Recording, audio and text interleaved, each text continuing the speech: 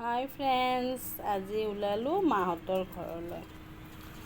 ওচৰতে ঘৰ, মাত্ৰ 500 মিটাৰমান হ'ব, কিন্তু এইখিনিও ৰিক্সা দি আহিলোঁ বাবুৰ কাৰণে। গৰমো দিছে যে, এয়া পাই গ'লোঁ মাহঁতৰ ঘৰ, 5 মিনিটৰ ৰাস্তা।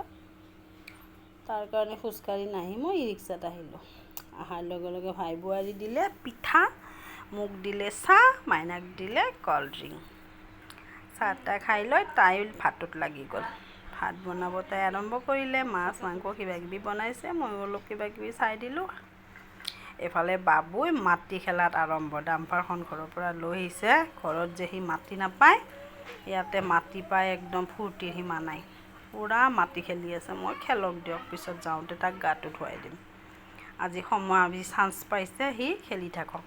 এইফালে আমাৰ ভাত ৰেডি হৈ গ'ল। ভাই বোৱাৰীজনী আধা আধি কিবাকিবি কৰিয়ে থৈছিল। এইফালে ভাত দিলে, এয়া বনাইছে বাকল থকা মচুৰ দাইল।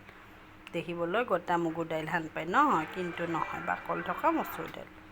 আৰু এইফালে মাছ বনাইছে আলু আৰু বিলাহীৰে, অলপ টেঙাও দিছে, তেতেলী টেঙা ঝোল কৰিছে মাছৰ। এইফালে বনাইছে মাংস। তাই ধুনীয়াকৈ সজাই দিছে। মই যে ভিডিঅ'টো কৰোঁ, তাই কৈ আছে বাইদেউ ভিডিঅ'টো কৰিবনে? মই বোলো তুমি ইমান ধুনীয়াকৈ বনাইছা, মইনো কেলৈ ভিডিঅ'টো নকৰিম। তাই এনেকৈ সজাই দিলে, লগতে অকণমান চালাডটো বনাইছে, এইফালে তিতা কেৰেলা অলপ ভাজিছে। আজি দুপৰীয়া সাজত এইখিনি আছিল। Bye bye.